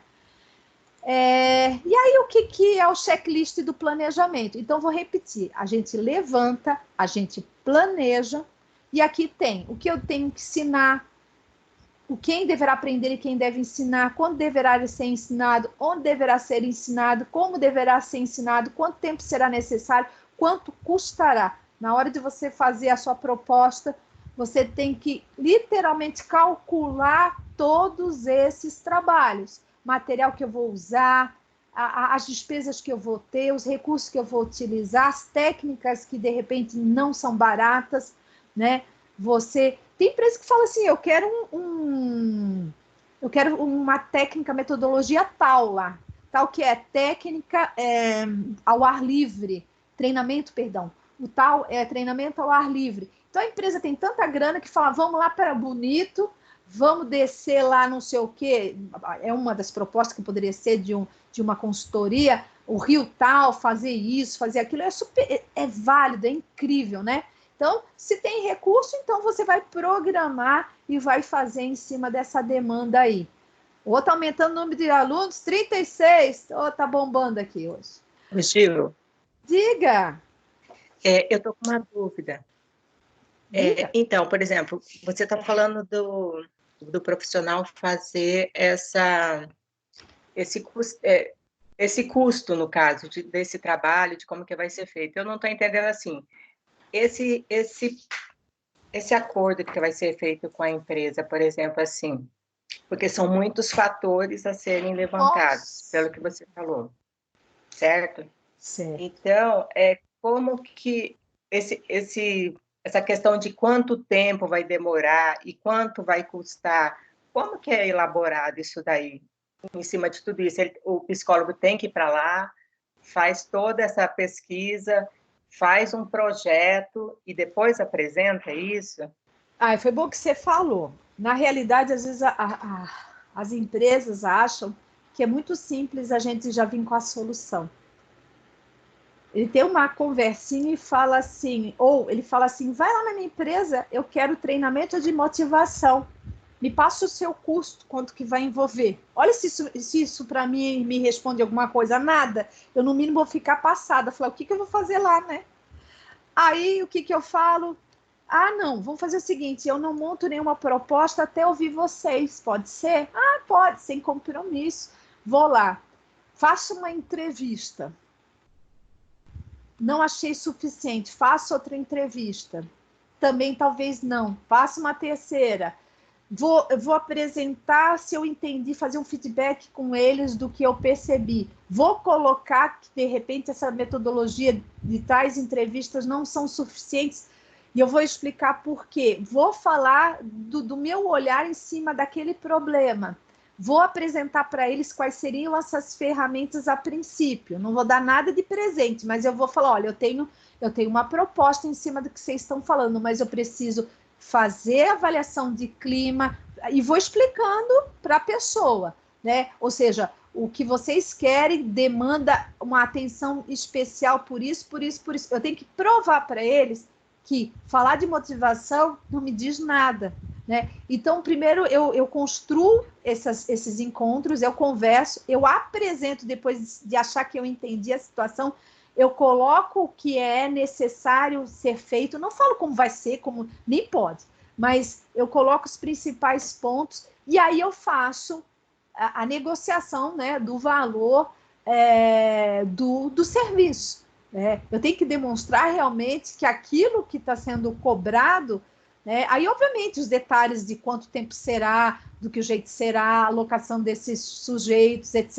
É uma questão de negociação. Às vezes a pessoa fala assim, olha, esse valor está muito alto, não tem como reduzir esse programa para X tempo, aí você também tem que ver a adequação disso tudo. Às vezes você tem que reestruturar o projeto para um escalonamento menor, um laboratório menor, porque a empresa não contempla tudo isso, e a gente também tem que saber se essa resolução de diminuição de custo vai impactar no teu trabalho, e porque muitas vezes a tratativa de fazer uma coisa mais em conta não necessariamente vai dar um bom resultado. Às vezes você pode desistir. Por quê? Porque você fala, estão diminuindo o custo, mas não vai resolver o problema. E acontece de você pegar o seu violãozinho e obrigada pela atenção, tchau, tchau, né? Então, é uma coisa a ser colocada. Mas é interessante que é uma fase que o profissional ele tem que ter muita sagacidade, saber fazer boas perguntas na entrevista, saber explorar o máximo possível, não se contentar com respostas rasas quando ele senta com o gestor, pegar pessoas chaves. Nessa hora, a tua cabeça vai a 1000 por hora, que você fala assim, que políticas estão envolvidas nisso? Quem está com poder nisso, naquilo, aquilo, outro? Aonde a empresa está caminhando? A gente tem até que questionar se essa empresa já contratou outras consultorias e o que foi feito, como foi feito, porque isso é um prognóstico de que essa empresa ou ela caminha para frente ou ela caminha para trás. Tem gente que contrata um consultor para só avaliar e só para avaliar. Ele faz uma prévia, ele até paga, obviamente, pelo teu custo em cima desse levantamento e fala, não, só queria saber como é que está a empresa e não faz intervenção, não executa nada. Tem um povo louco assim, sabe? Que ele quer só ouvir aquilo que todas elas falam, mas a gente vai entender. Aí, gente, vem uns papos legal que é entender a cabeça do dono da empresa. Tem um povo muito doidão, muito, muito, muito, muito, que a gente fala, não creio que a pessoa pagou só para levantar a demanda e não vai intervir. Ele não intervém. Quando mexer no calo da pessoa, né, naquele poço egóico, né, porque você vai mexer em algumas feridas, né, que às vezes, principalmente empresa pequena, não se permite mudar. Quando fala assim, não, a chefia tem que estar nesse processo de desenvolvimento, e aí é triste, né? Porque você vem com uma força, só que numa história pregressa de outras consultorias, você começa a perceber que as pessoas começavam e não terminavam. O que significa? Dentro da comportamental, provavelmente você vai ser mais uma dessas outras que vêm e vão embora. Não sei se eu respondi. O que você acha? Deu para entender um pouquinho? Tá vago?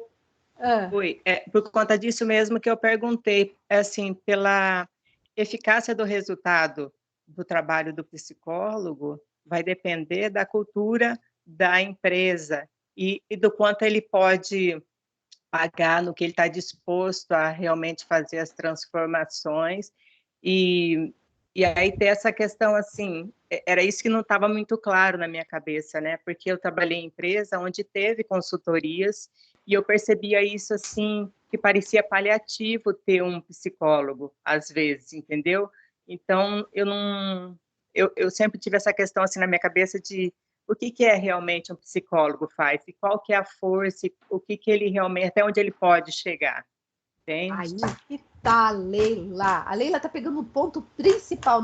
Eu tô percebendo que você não tá falando assim, como é que vende uma proposta? Não, eu entendi mais ainda que você tá falando pela segunda colocação sua. O psicólogo, ele tem que ser bom e entender a subliminar da fala, do que não é dito. Qual é o que você falou? Qual é a cultura? E, às vezes, o pessoal, gente, não gosta de psicólogo, às vezes, por uma frase. O psicólogo não fala a língua do dono da empresa, fica no psicologês, né? No psicologuês, né? Falando a linguajar psicológico. Ele vai falar assim, eu quero saber de negócios, quanto isso vai me render, quanto isso. Então, o que a gente faz com pessoas muito pragmáticas? Lembra que tem estilos de pessoas, muitas são muito racionais, pragmáticas e, obviamente, está certo, não tem nenhum problema nisso, querem resultados e é isso que a empresa existe, óbvio, né? Você tem que, por exemplo, nos levantamentos de informações dessa empresa, né, que você vai fazer, avaliar os indicadores de performance dela, né? O quanto ela está evoluindo, o quanto ela está tendo de problemas de desistências, de folhas de pagamento, de faltas no trabalho. Eu vou começar, de repente, a pegar no que dói no bolso, na hora de retornar e falar, olha, eu andei avaliando algumas coisas aqui.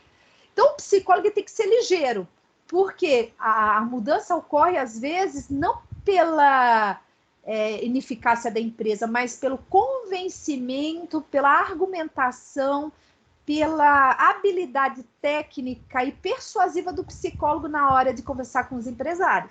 Porque se ele não for, mas não vira, ele não consegue mexer com ninguém, ele não consegue transformar, aquilo se torna paliativo.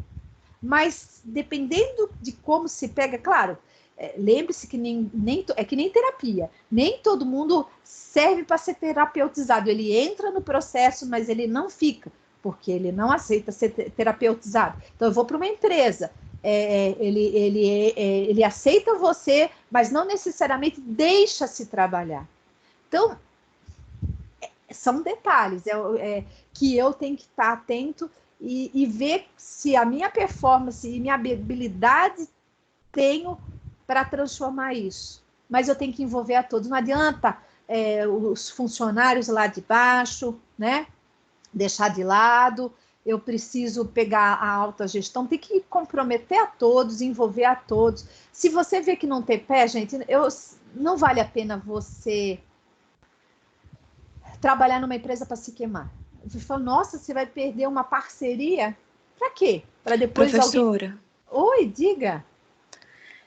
Você então a gente pode entender que o trabalho, o papel do psicólogo organizacional também é um papel colaborativo? Total. Uma vez que a gente também depende, então, de um retorno, de um relacionamento para que o nosso trabalho flua. Putz, falou tudo. É isso mesmo. É isso. Com quem que eu tô falando? Tão bonito. É a Laís? Ô, Laís, a Laís falou na versão hoje atual do psicólogo colaborativo. Ele vai precisar de parceria, ele vai precisar de aliança, ele é um mediador, ele não é nenhum suprassumo, ele media essa transição. Como ele faz uma boa leitura comportamental... Não é um salvador da pátria também, né? Porque muitas vezes as pessoas enxergam isso, né? E aí acaba prejudicando o trabalho do psicólogo dentro, né? Nossa, chegou o salvador da pátria. E aí não é isso. Aí o que acontece? Joga expectativa lá no alto. Isso. Aí, se o psicólogo não tiver uma noção clara do papel dele, ele vai querer corresponder esse papel. Não acontece. Então, imagina pra gente que vai estar novo aí no mercado, se já cai numa situação dessa. É complicadinho também, né?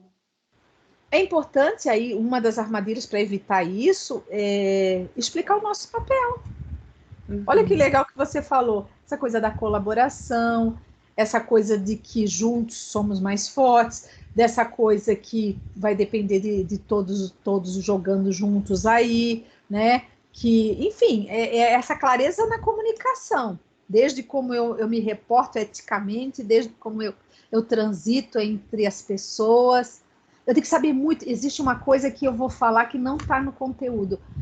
Os jogos de poder. Eu tenho que ter muita noção onde eu estou pisando, como eu estou me posicionando, porque dependendo do quem você se relaciona, você pode criar uma rusga entre fulano com beltrano com ciclano, você pode já não transitar em um setor mais, e você nem sabe o que está acontecendo, que são as entrelinhas do comportamento organizacional, a cultura que envolve, né, as relações.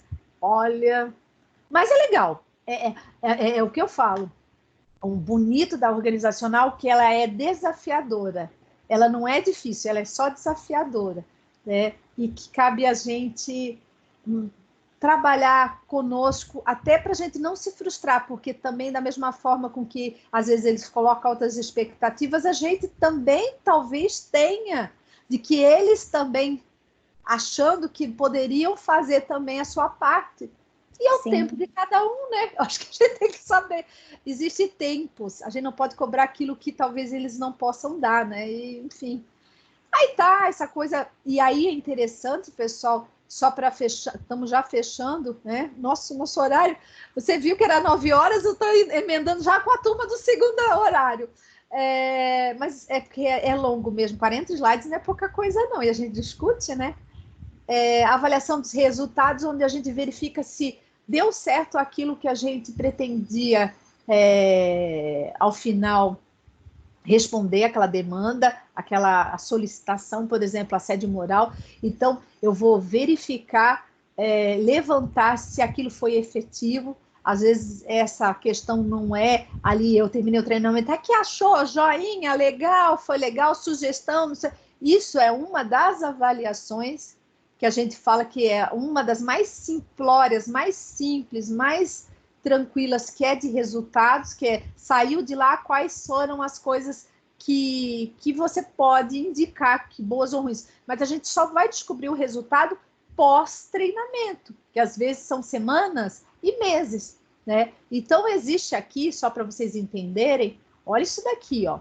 Há 4 níveis de avaliação de programas de treinamento que esse tal de Kirkpatrick avalia. Então, a gente avalia as reações, né, que é aquela primeira bacaninha, a avaliação da reação, que é aquela que você recebe um questionáriozinho, você fala se gostou, se não gostou, se foi diferente, se não foi diferente, e assim vai. Avaliação do aprendizado, quanto foi aprendido pelo treinando, quanto aos conteúdos transmitidos, quanto ao conteúdo de saberes, avaliação de comportamento, se a pessoa está modificando isso ou não, e avaliação de resultados quando a gente mensura em dados medidos em relação ao treinamento. Aqui, gente, vai um estudo aprofundado de algum material, e não é pouco. Cada nível desse, o que tem para ser avaliado, que metodologia a gente pode avaliar, como isso é feito. Às vezes, você vai ter que capacitar o líder imediato para que ele analise os comportamentos que a gente treinou a equipe, e você tem que treinar ele para ele também avaliar os resultados e dar o feedback para os seus colaboradores. Porque treinar de largar não é o nosso papel. Às vezes a gente tem que fazer com que, por exemplo, o líder imediato, ele possa, de repente, falar, olha, gente, vocês acabaram de ter um treinamento sobre assédio moral. E, às vezes, ele tem que ajustar alguns conflitos que acontecem no dia a dia. Porque, gente, não é porque você aprendeu hoje um treinamento que você sai com eficiência e eficácia para no dia seguinte fazer. Tudo é uma modificação de comportamento que vai aos poucos, né? E tem que ter um responsável direto para nos dar esse feedback, né?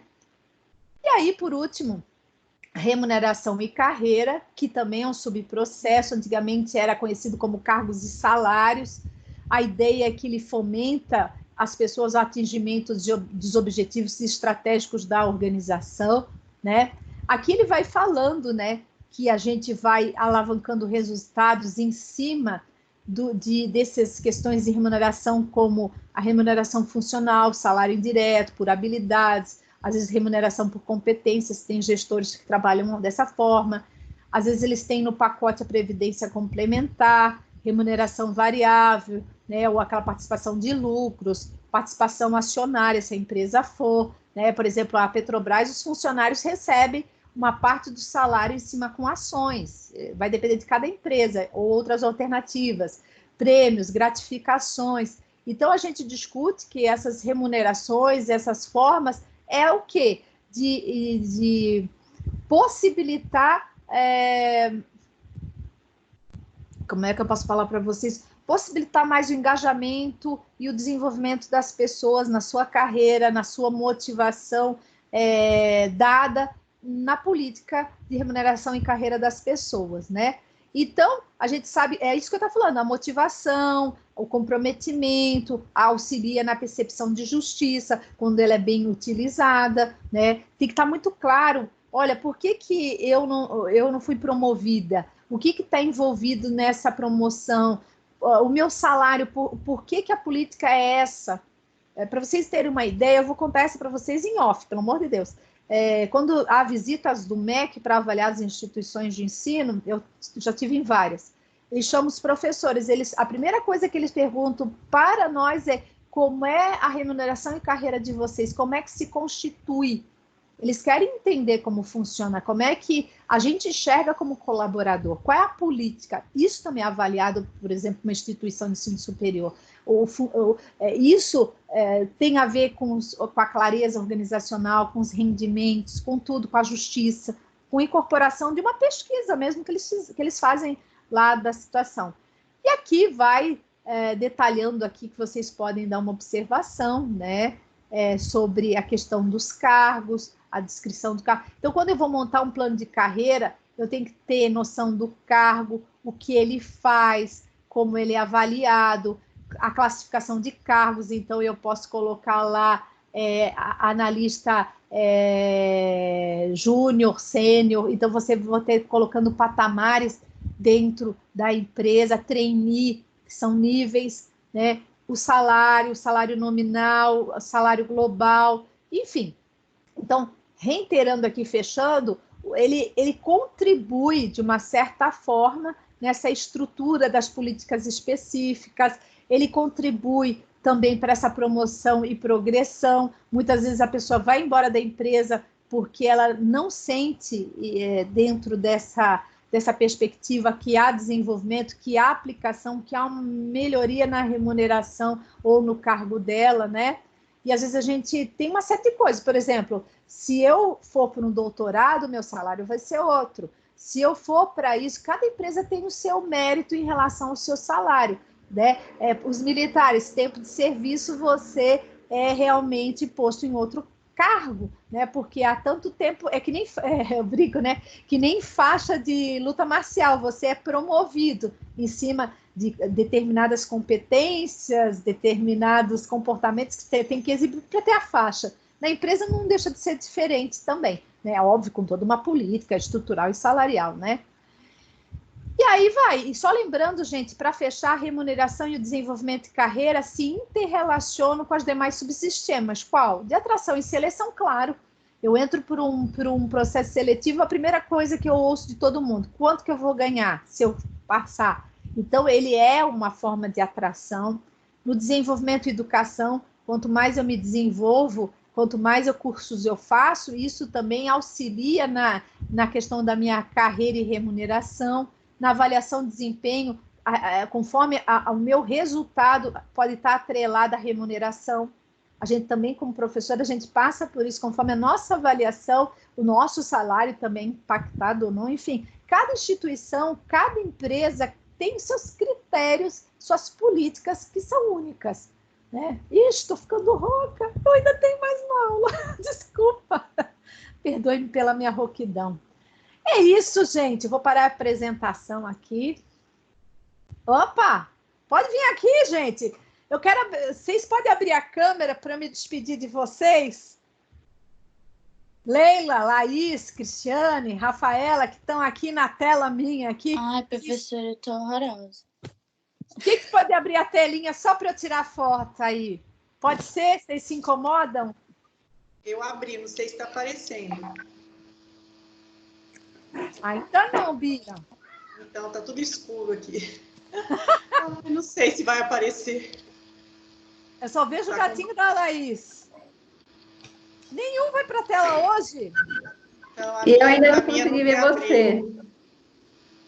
Se eu abrir minha câmera, vocês levam um susto. Ai, que gente Nossa. bonita! Nossa, Rafaela, eu tô parece ser com boba. cara... Nossa, que?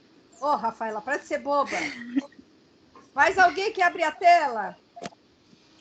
A minha eu tentei, mas não deu, professora. Ai, que pena. Ó, tenta vir mais... Peraí. Ai, a minha tá horrível. Peraí, olha que gente bonita. Eu vou postar, posso? Vocês têm direito de cinema, pode? Tá certo, gente. Alguma dúvida? Pode desligar? Pode? Então, prof, nós vamos... Sexta-feira que vem é feriado, né? Então, vamos nos encontrar só na outra sexta, né? Que bom que você avisou, que eu não sabia. Então, na outra sexta. É mesmo. É sexta da paixão, né? Feriado. Então tá, na outra sexta-feira. Eu espero que a gente já esteja saindo dessa quarentena. Vamos torcer, né? Tá Amém, bom, Deus te amores? Prof, como que vai funcionar a chamada? A chamada, por enquanto, eu vou dando presença coletiva, tá? Não se preocupem. Tá? Ok, então. Ai, Gil, desculpa não abrir a câmera, mas... Tá puxado. Apresentável. Tá bom, gente, Não dá. gostaram da aula? Deu para entender? Foi ótimo. Sim, Ótimo, foi ótimo. melhor aula Muito da bom. semana. Ai, É verdade. Como sempre. ai, só vocês, né, gente? Vocês, olha, reforçadores intrínsecos aqui ganharam aqui. Ô, Gil, em suma, é apertar um parafuso 99 centavos, saber qual apertar 9.000. Nossa, adorei. Verdade, Eclésia. É por aí. Putz, matou a aula. Você fechou na frase que eu queria ter essa competência para falar o que você me falou. Adorei, é isso mesmo. A gente tem que mostrar o quanto vale, né? Obrigada, prof. Um beijo. Até a próxima. Até a próxima. Tchau, tchau. Um Abraço. para vocês esse final de semana. Se cuidem. Obrigada, Tchau, hein? Qualquer Melhoras. qualquer coisa pode me chamar, prof. Um beijo. Obrigada por tudo, viu, Abraço. Magda e Leila? Vocês são o máximo. Tchau. Beijo. Tchau.